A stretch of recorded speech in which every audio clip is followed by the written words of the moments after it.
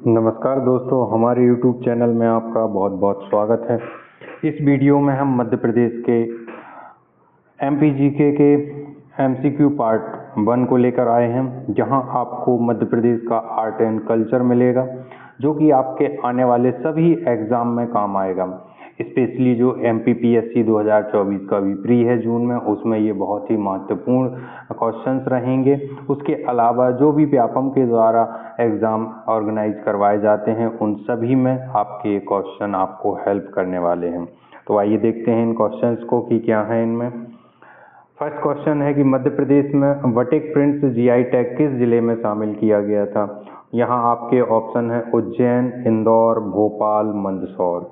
तो आपको याद करना है कि GI टैग के बारे में आपने ज़रूर सुना होगा, ज़रूर पढ़ा होगा। तो पहले अपन इस आंसर को देख लेते हैं कि GI टैग के जो वटेक प्रिंट्स हैं वो किस ज़िले के हैं। तो ये हैं आपके उज्जैन के। उज्जैन में आपने भैरूगढ़ का नाम सुना होगा। भैरूगढ़ में ये वटेक प्रिंट्स बहुत ही प्रसिद्ध हैं। भैरूगढ़ में जो आपके कपड़ा होता है, प्लेन कपड़ा, उस पर ये प्रिंट लगाए जाते हैं हाथ से। पुराने समय में इसमें हाथ से ये प्रिंट लगाए जाते थे, आजकल मशीनों से करने लगे हैं, है ना। जैसे आपने देखा होगा हाथों में मेहंदी लगाई जाती है, एक लकड़ी का एक गोल गोल रहता है, उसके ऊपर कलर लगा के जो प्रिंट छापे लगा देते, वैसे ही इसमें रहते हैं। लकड़ी का बना हुआ रहता है, प्रेस टाइप का रहता है, उसके ऊपर कलर लगा के किसी भी कपड़े के ऊपर रख कर उस पर प्रिंट या प्रेस कर दिया जाता है। तो ये वटेक प्रिंट्स कहलाते हैं, जो कि बहुत ही प्रचलित हैं, बहुत ही प्रसिद्ध हैं। कुछ बात कर लेते हैं हम GI टैग की। तो GI टैग, जिसको जियोग्राफिकल इंडिकेटर के नाम से जाना जाता है, जियोग्राफिकल इंडिकेटर, ये एक्ट है 1999 का, 1999। इसका हेडक्वार्टर कहाँ है? चेन्नई में है।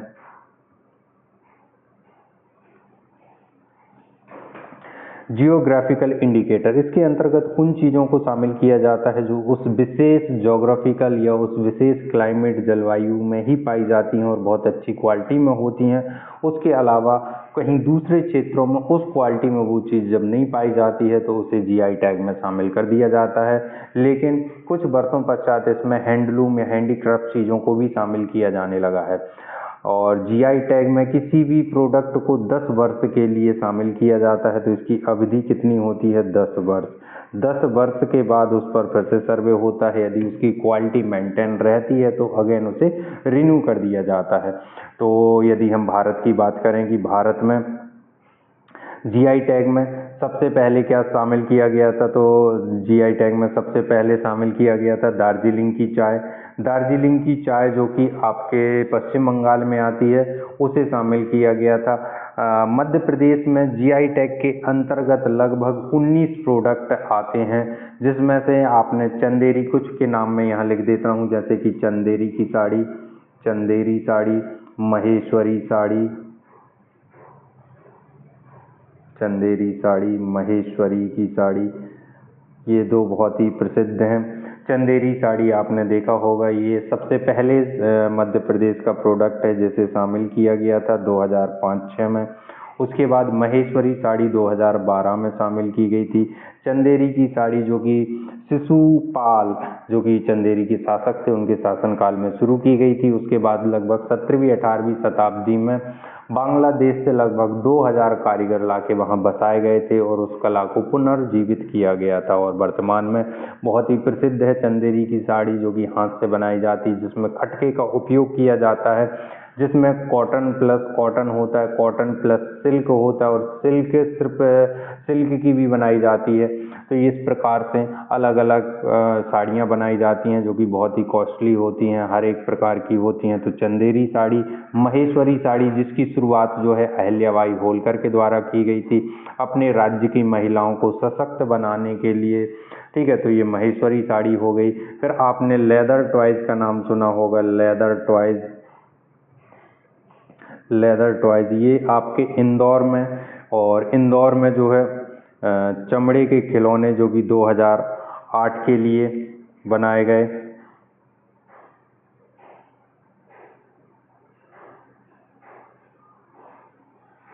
उसके बाद आप देखेंगे बाघ प्रिंट,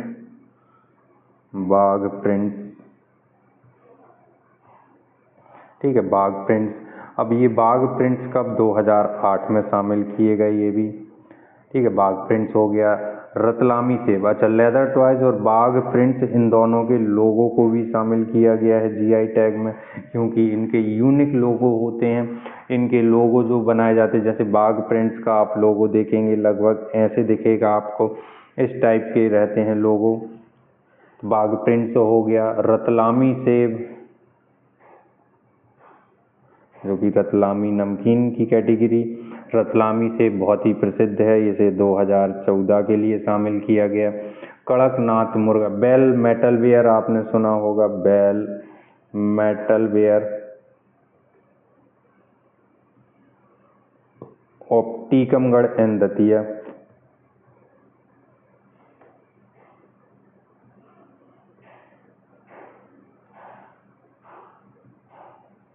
टीकमगढ़ एंड दतिया, इसको भी शामिल किया गया है और ये भी 2008 में है। बेल मेटल वेयर ये कब का, ये भी 2008 का है। रतलामी सेब 2014 का है। उसके बाद आप देखेंगे कड़कनाथ मुर्गा,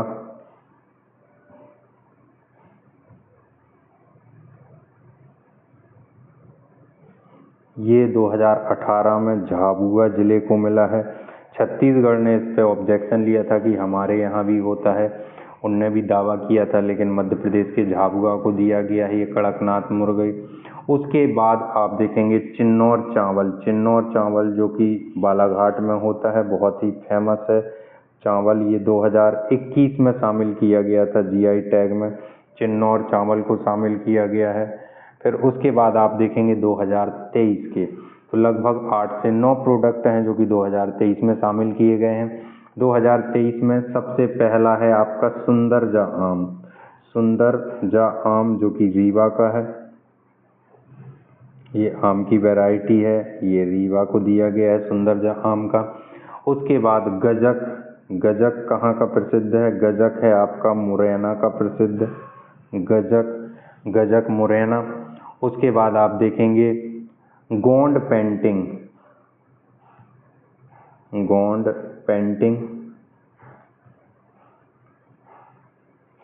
ठीक है, गोंड पेंटिंग, और ये जो है आपके डिंडौरी के लिए है, गोंड पेंटिंग डिंडौरी।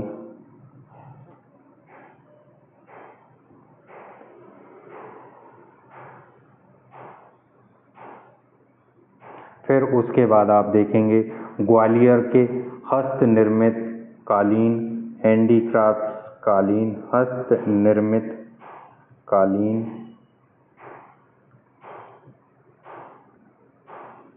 तो ये हैंडीक्राफ्ट कारपेट जो कि ग्वालियर के हैं उनको शामिल किया गया है ग्वालियर के। उसके अलावा पत्थर शिल्प या संगमरमर कला, पत्थर शिल्प, ये आपको पता है संगमरमर कहाँ, जबलपुर में होते हैं सबसे अच्छी क्वालिटी के मध्य प्रदेश में। उसके अलावा कुछ कलर्ड संगमरमर मध्य प्रदेश में आप देखेंगे तो कहाँ, सिवनी में होते हैं, छिंदवाड़ा में होते हैं, उसके अलावा ग्वालियर में भी होते हैं। बाकी जो वाइट संगमरमर होता है वो कहाँ होता है, जबलपुर में। तो पत्थर शिल्प या संगमरमर कला कहाँ, आपके जबलपुर। बटिक प्रिंट्स जो कि हमारा क्वेश्चन था कि बटिक प्रिंट्स, ये भी 2023 में शामिल किए गए हैं और ये कहाँ के हैं, आपके उज्जैन के। बटिक प्रिंट्स कहाँ के हैं, उज्जैन के हैं बटिक प्रिंट्स। तो ये हो गया बटिक प्रिंट्स। उसके बाद फिर आप देखेंगे 12 सिवनी की हैंडलूम साड़ी, हैंडलूम साड़ी, ये 12 सिवनी बालाघाट, ठीक है, 12 सिवनी बालाघाट को दिया गया है। सरबती गेहूँ जो कि खाने में सबसे अच्छी होती है, सबसे मीठी होती है, अच्छी क्वालिटी में रहती है सरबती गेहूँ, बट इसका प्रोडक्शन पर एकड़ या पर हेक्टर बहुत कम होता है, इसलिए किसान बहुत कम बोते हैं। तो ये सीहोर और देवास, सीहोर और देवास में है, सीहोर और देवास में, सीहोर और देवास। तो ये हमारे मध्य प्रदेश के जो प्रोडक्ट हैं जिन्हें जीआई टैग में शामिल किया गया है उनके बारे में छोटी सी जानकारी है। तो वापस हम देखते हैं क्वेश्चन पे। तो क्वेश्चन आपने देखा होगा कि मध्य प्रदेश में बटेक प्रिंस जीआई टैग में तो उज्जैन, और उज्जैन का कौन सा बताया था, भैरूगढ़, भैरूगढ़, इसको जरूर याद रखना। चलिए नेक्स्ट क्वेश्चन देखते हैं हम हमारा कि भरेवा कला किस जनजाति की प्रसिद्ध कला है, भरेवा। तो ऑप्शन है गोंड, भील, बैगा और मारिया। तो ये इसका सही आंसर है भील, भरेवा, भा से भरेवा, भा से भील। और ये खासकर आप देखेंगे कहाँ की है, बैतूल के आदिवासियों द्वारा या पश्चिमी मध्य प्रदेश में ये प्रचलित है। और ज़िले की बात करें तो बैतूल ज़िले में ये बहुत ही प्रचलित है प्राचीन समय से। इसमें बैतूल के जो आदिवासी हैं मेटल के द्वारा जो दैनिक उपयोग की चीज़ें होती हैं, कलात्मक वस्तुएं होती हैं, देवी देवताओं की मूर्तियां होती हैं, वो सब बनाते हैं इस भरेवा कला के द्वारा। तो बहुत ही प्रसिद्ध है बैतूल में। आपने भरेवा कला और एक और देखी होगी ढोकरा कला, जो कि इससे मिलती जुलती कला है, ढोकरा। तो ये भी आदिवासी कला है, ढोकरा कला। ये भी कहाँ की है, बैतूल की ही है। अच्छा, ढोकरा कला में ज़्यादातर आभूषण बनाए जाते हैं, जो महिलाएं या जो पुरुष जो आभूषण पहनते हैं, क्योंकि जनजातियों में बहुत ही ज़्यादा आभूषण पहनने की परंपराएं रहती हैं। तो इसको ज़रूर याद रखना। तो भरेवा कला किस जनजाति से हैं, गोंड से, भील जनजाति से। नेल्स आर्ट के प्रसिद्ध कलाकार कौन हैं? ऑप्शन है आपके इस्माइल सुलेमान, उमर फारूक खत्री, वाजिद खान, भट्टो भाई। तो यहाँ आपका सही आंसर है वाजिद खान।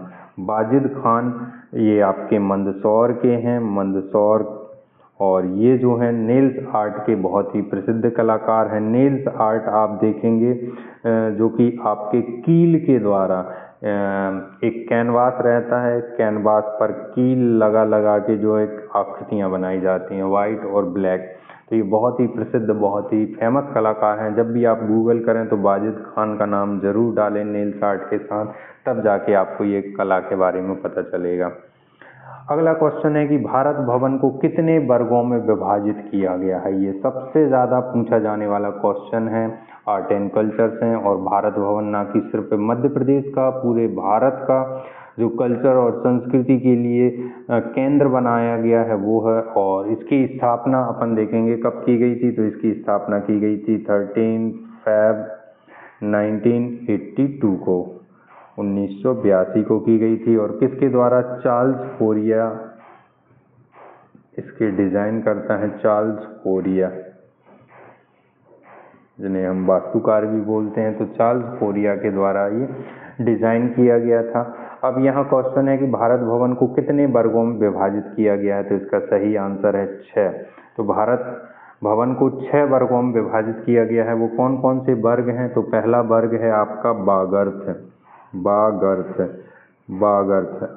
आप देखेंगे बागर्थ को यदि संधि विच्छेद करेंगे तो बाक धन अर्थ, बाक यानी कि बोलना, जो बोले जाने वाली चीजें और जिनका अर्थ हो तो उसे बागर्थ। मतलब इसमें जो आपका कविताओं का संग्रह किया जाता है, कवि सम्मेलन या भारतीय भाषाओं में लिखी गई जो भी कविताएं होती हैं उनका संग्रह किया जाता है। तो कविताओं से रिलेटेड जो आपका डिपार्ट है भारत भवन में उसे क्या कहते हैं? बागर्थ। और ये एक भाग हो गया भारत भवन का। दूसरा है रूपंकर। अब इसमें भी आप देखेंगे, इसका भी संधि विच्छेद करेंगे तो रूप को उकेरने की बात की जा रही है। तो रूप को उकेरते हैं किसमें? मूर्ति कला में। तो इसमें इस डिपार्ट में या इस भाग में मूर्ति कला। तो पूरे भारत में जो मूर्ति कला से संबंधित चीज़ें होती हैं, मूर्ति कला की जो एग्जीबिशन होती है, नेशनल, इंटरनेशनल या मूर्ति कला से रिलेटेड जो भी कलाकृतियाँ होती हैं उनका संरक्षण, रख रखाव, प्रमोशन सभी रूपंकर विभाग से किया जाता है। तीसरा है रंगमंडल। तो रंगमंडल किससे हैं? थिएटर से हैं, नाट्यशाला से हैं, जो थिएटर किया जाता है, जो नाटक किया जाता है। तो वो कौन से विभाग में है? भारत भवन के रंगमंडल में। तो इसको जरूर याद रखें। तो बागर्थ, रूपंकर, रंगमंडल। उसके बाद आप देखेंगे चौथा है अनहद। अनहद का मतलब होता है ध्वनि। अनहद को या अनहद शब्द का अर्थ होता है ध्वनि। तो इसमें ध्वनि, ध्वनि में आपका क्या आता है? संगीत। तो जो भी शास्त्रीय संगीत होते हैं, जो भी आपके फोक डांस होते हैं, है ना, क्षेत्रीय संगीत होता है और आदिवासी संगीत होता है, तो संगीत से रिलेटेड जितने भी आपके कार्यक्रम होते हैं, जो भी प्रचार प्रसार संस्कृति के लिए काम किया जाता है, वो पुष्प विभाग से, अनहद विभाग से। पांचवा है आपका आकार। आकार, अब आकार में क्या होगा? आकार में आपका एक मूर्ति कला हो गई, अब इसमें है चित्रकला, पेंटिंग। तो इसमें चित्रकला से संबंधित चीज़ें की जाती हैं। और छठा या आखिरी बचा हुआ जिसे ललित कला कहा जाता है, ललित यानी कि विविध प्रकार की कलाएं। अब जो भी चीज़ें बची हैं वो सारी इसमें डाल दी जाती हैं। ललित से ही पत्र पत्रिकाओं का प्रकाशन होता है, सरकारी जो पत्र पत्रिकाएं आती हैं, उसके अलावा और जो भी बची हुई कलाकृतियाँ, कलाएं हैं, वो ललित भाग में की जाती हैं। तो ये हमारे भारत भवन के बारे में जानकारी थी, जिसे 6 वर्गों में विभाजित किया गया है। अगला क्वेश्चन है कि मध्य प्रदेश में हिंदी ग्रंथ अकादमी की स्थापना की गई। तो सबसे पहले हम ये जानते हैं कि कोई भी अकादमी की स्थापना की जाती है तो उसका उद्देश्य होता है उस चीज़ को बढ़ावा देना। जैसे संस्कृत अकादमी, तो संस्कृत भाषा के उत्थान विकास के लिए उसकी स्थापना की जाती है। आपने बहुत सारी अकादमियाँ सुनी होंगी मध्य प्रदेश में, जो कि अक्सर एग्जाम में पूछी जाती हैं। तुलसीदास अकादमी, कालिदास अकादमी, सिंधी अकादमी, उर्दू, अरबी, ऐसी बहुत सारी अकादमियाँ होती हैं। तो यहाँ क्वेश्चन है आपका, हिंदी ग्रंथ अकादमी की स्थापना कब हुई? तो हिंदी भाषा के विकास के लिए हमारे भारत में सबसे पहले प्रयास किया था महात्मा गांधी जी ने। और महात्मा गांधी जी का बर्थ ईयर 69 है, तो उससे रिलेट कर लेना।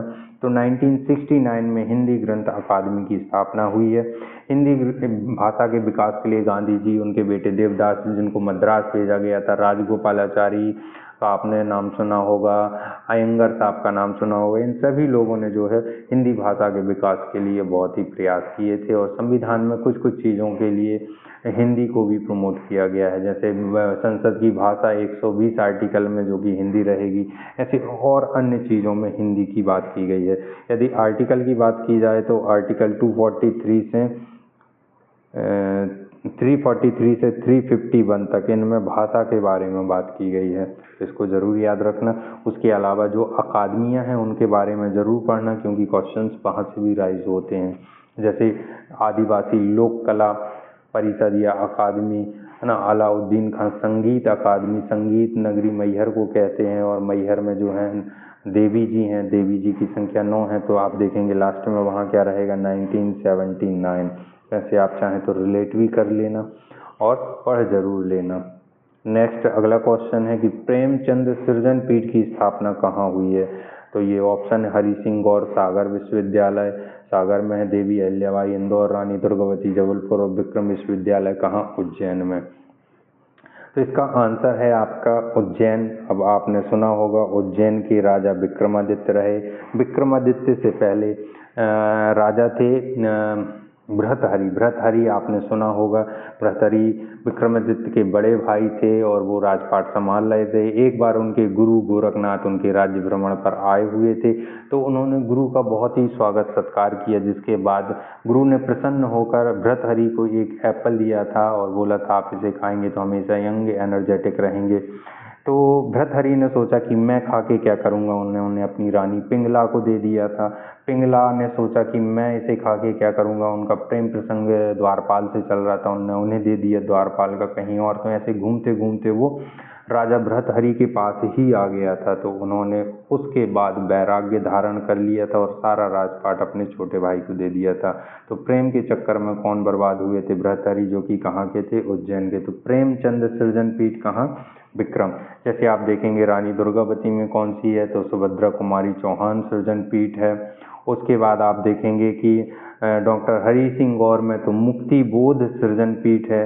देवी अहिल्या बाई में कौन सी है? तो गांधी जी के ऊपर गांधी रिसर्च पीठ है। तो ऐसी सभी यूनिवर्सिटी में कोई ना कोई रिसर्च पीठ स्थापित की गई हैं।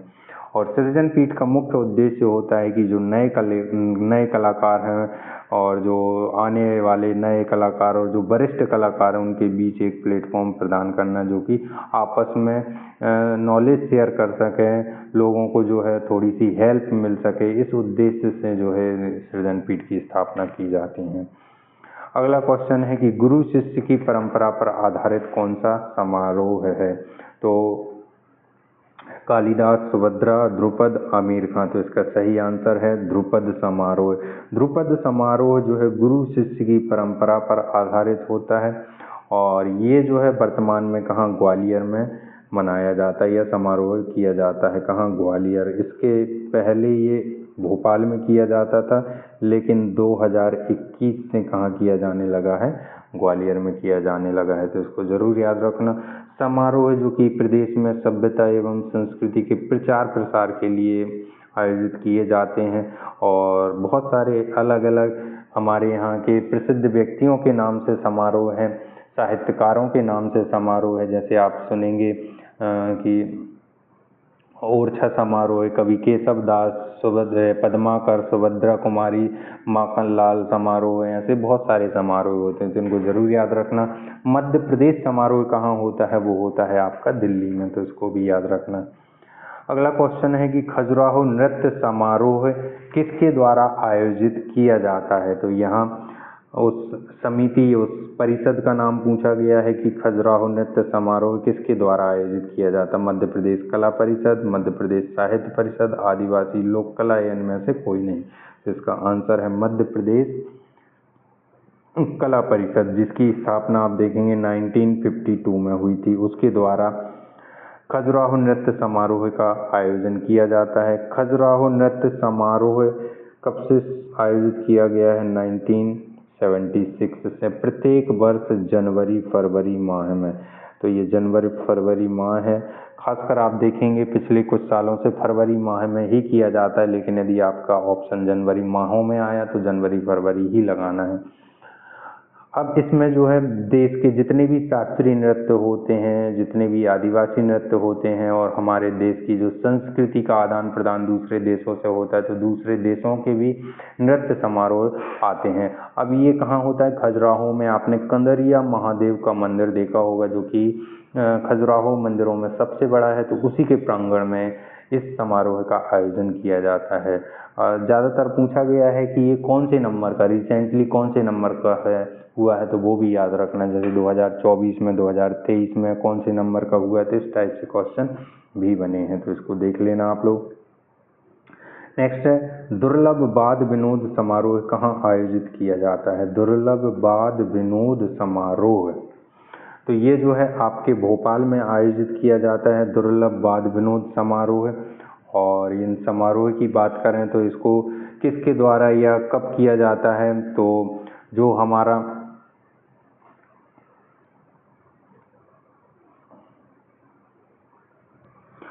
हमारा भोपाल का भारत भवन है, उसके द्वारा इसका आयोजन करवाया जाता है दुर्लभ वाद। तो इसमें जितने भी रेयर म्यूजिकल इंस्ट्रूमेंट होते हैं उनकी प्रदर्शनी होती है। जैसे आपने चिंकारा का नाम सुना होगा, तो एक प्रकार का एग्जाम्पल है। तो इस प्रकार के आपके वाद्य यंत्रों का उपयोग किया जाता है। जनजाति फिल्म महोत्सव का आयोजन कहाँ किया जाता है? जबलपुर, इंदौर, अनूपपुर, धार। तो मध्य प्रदेश की मिनी मुंबई हम किसको बोलते हैं? इंदौर को बोलते हैं। और भारत में बॉलीवुड या फिल्मों के लिए मुंबई को जाना जाता है, तो हमारे यहाँ की मिनी मुंबई इंदौर है। और यहाँ आप देखेंगे कि सबसे पहले जो आदिवासी फिल्म बनी है वो भीली भाषा, या उसकी पहली शूटिंग जो हुई है वो भी आप देखेंगे अलीराजपुर झाबुआ में ही हुई है। तो इसीलिए उसी क्षेत्र में, उसी जोन में आपका सबसे बड़ा शहर इंदौर है, तो इससे भी आप रिलेट कर सकते हैं। तो जनजाति फिल्म उत्सव कहाँ? इंदौर में किया जाता है। तो थैंक यू वेरी मच। ये हमारे आर्ट एंड कल्चर का फर्स्ट पार्ट है। यदि आपको पसंद आया, अच्छा लगा, या जो भी सजेशन देना है तो आप कमेंट ज़रूर करें। Thank you.